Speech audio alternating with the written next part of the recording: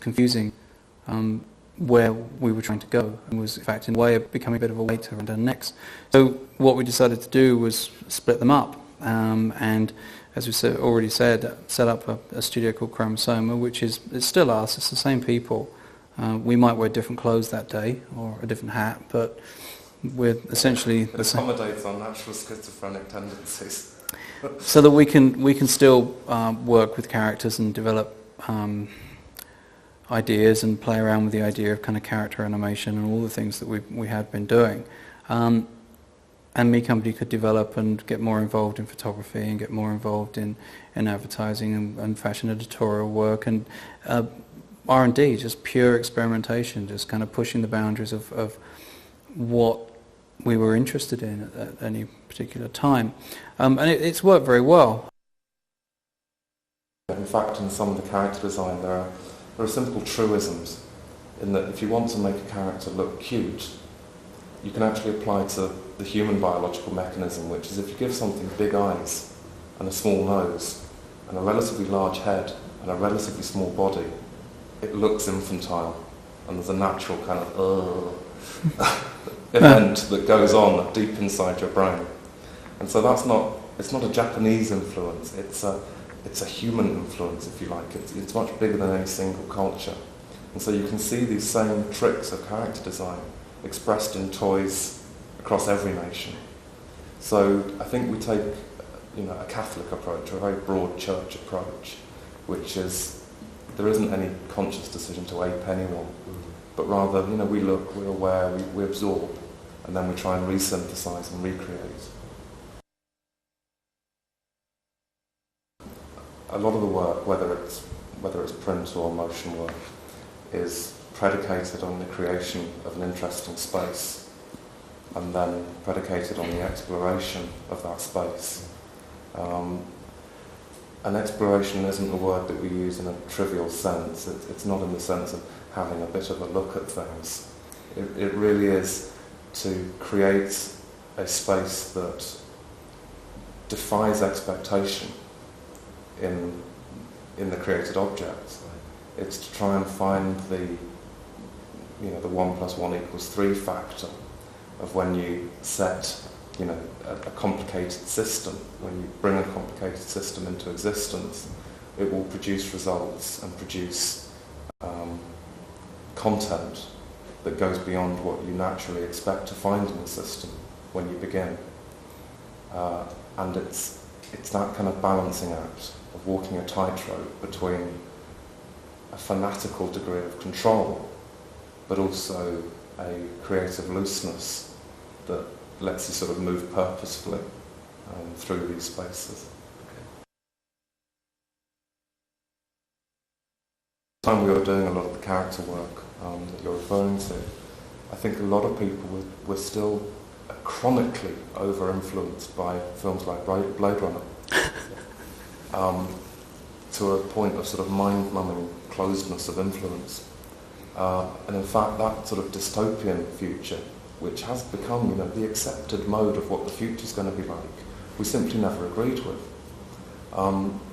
Naive as it may be, Paul and I like to entertain the notion that there is a possible future in which things will be bright and relatively shiny and relatively happy. Yeah, the future is fluffy. The future is fluffy. We're into cuddle tech rather than dangerous mechanoids. And so at the time that keyed in with a kind of Hello Kitty Japanese sensibility that Westerners were kind of misunderstanding the cult of kawaii, the cute thing. So we're messing around in lots of different areas. I guess most of the influences would be, if they're outside the sphere of nature, then they'll be inside the sphere of architecture, and often where architecture ties to fuse itself aesthetically with nature. I tend to look to those things more than I look to designers as such. Sometimes fashion designers I think could be pretty inspirational. I think Galliano and McQueen and people like that. I mean, primarily, I guess, part of what we were talking about earlier, this idea of narrative, it's very strong with them. It's a big kind of story going on that has lots of potential chapters in it. Our obsession with kind of colour at a time when a lot of people were working in very sort of monochrome kind of areas. I mean, if the 80s was about kind of monochromatic sort of blacks and greys and all the rest of it, we were kind of playing around with day glows and every single colour under the sun. And that, for some reason, did again kind of communicate this idea of it being slightly Japanese. People interpreted it in that way. Whereas it actually just came from our own kind of aesthetic sensibilities rather than specifically kind of looking for something to do.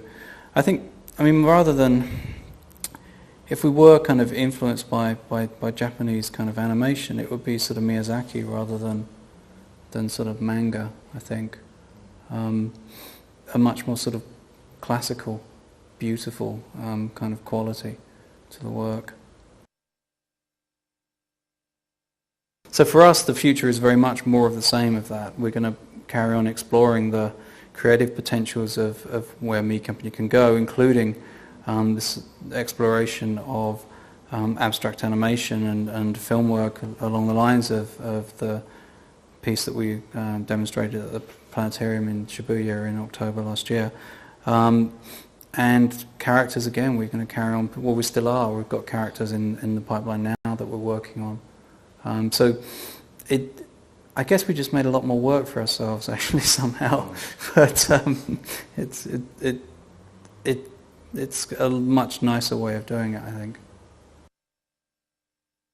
I think that the way forward for the company is to kind of find expression in a client-less environment, and then to take these concepts and try and find, a market value or a client value for them.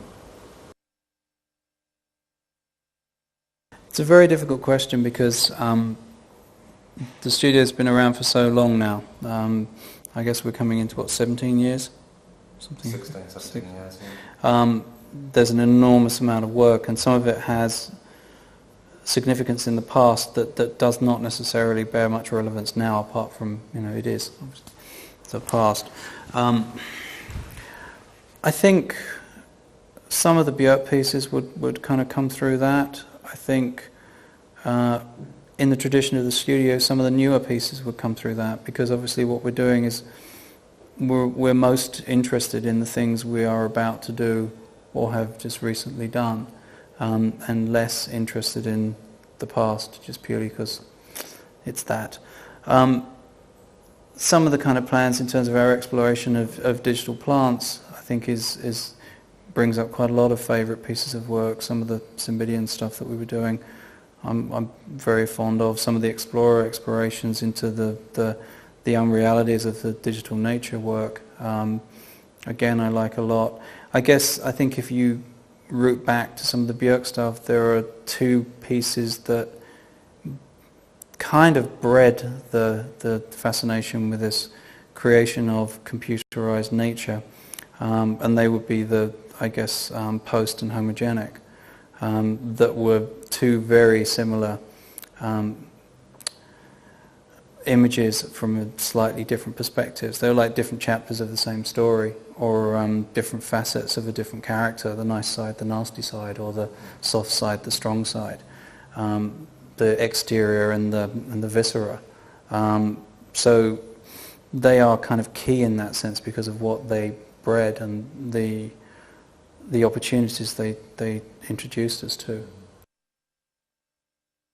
Along the way, there's been many exciting moments and high points and all the rest of it. I think something that stands out for me still is the video that we did for Hunter, which, although it wasn't everything it could have been due to budget and time issues that every person who's ever made a video will understand, and say, it still catches me. If I see it or I'm showing it to someone, it still captures me, it still bites, and I think that's standing the test of time. London is a very useful hub for the whole of Europe, which means that London is pulling in a lot of talent that's coming out of the new media schools and out of the art schools and everywhere else. I think London has always, just simply from a geographical point of view, it's kind of globally central, or it feels globally central, much more than, say, LA can ever claim fame to be. Other than that, I think there's a sort of cultural thing that is possibly left over from the kind of punk process. Maybe even earlier than that, I don't know. There's something in the British ethos and style that I think is quite conducive to meetings of minds and meetings of creative peoples and banding together of people.